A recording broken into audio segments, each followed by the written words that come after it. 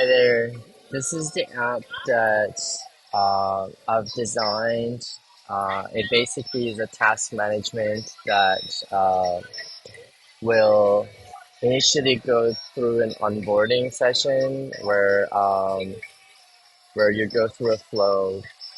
To start the app, I'm just gonna say my name is Sam.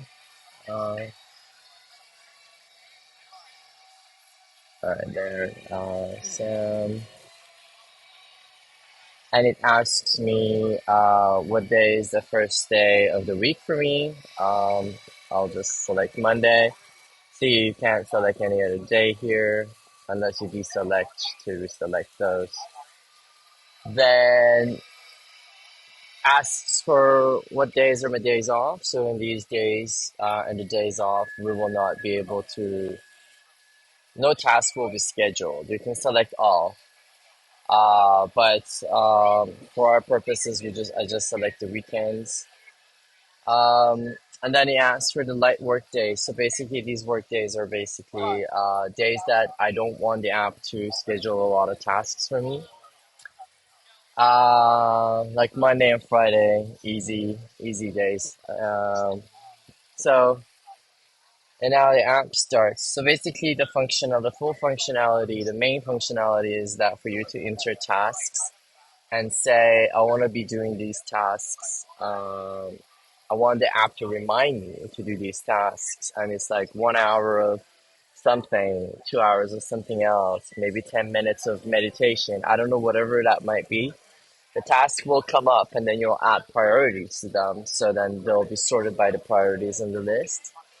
And so that's the primary feature. And then the secondary feature is that it will keep track of these performances, stores your data with a remote server, and then creates a profile for you. And then you'll be able to basically fetch data every time you log into the app. So I'm going to just show you some of the use cases, and now we're going to just create a task. We're going to have a task title, maybe Spanish. We want to learn some Spanish. Um, do I want to include it in the light work days? Probably no. And how much time do I want to spend per day? Maybe just 1 hour. 1 hour. 1 hour or 1 hour and 10 minutes. That's how much I want. So now what we'll see there is like how many hours per week that will be, how much per month, and how many hours per year if we stick to the schedule.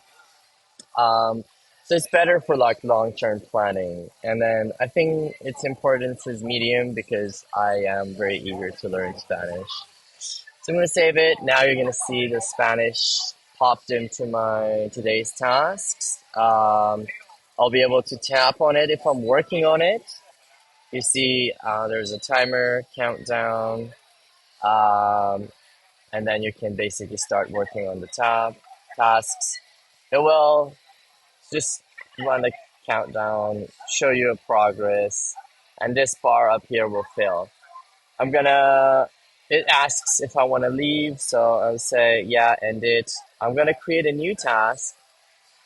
This task is probably like, it's just something short, maybe uh, protein shake. I just want to make sure um, I'll take my protein shake. It should literally take me a minute to prepare the thing, including the light work days. I'm gonna say just a minute. But it's very important because I want to make sure I stick to that plan because it affects my diet. Now, because it's a higher priority, now it's gonna show up first in my today's tasks to do. And when I'm going here to start the task, you can see how frequently or how quickly the the dial for the task and its progress fills up. We can just do it. Well, someone interrupted me. There you go. I wasn't able to do it. Wasn't completing it. But now, what we see now for the day, I've done 1% of what I was supposed to do, right? So I still have 99% left. I can go here. Um, you can see there's a tiny bit of work has been done on this day in June.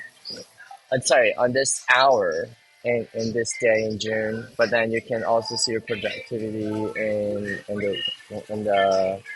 the week as well. Obviously, that was very insignificant.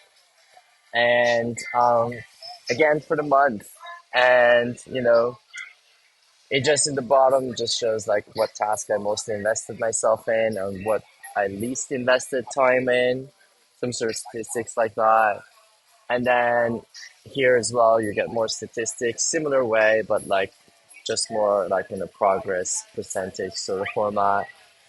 And then here I can edit my profile, and these are on the fly. As you edit it, it gets updated, so you don't really need to like submit.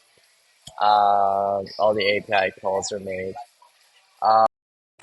I want to show how when you quit the app, now the user data is fetched and it's presented. Or I can basically force quit the app and then again start the app, and you will see the data is persisted and you'll be able to see the new data that's fetched. And yeah, that's the full functionality.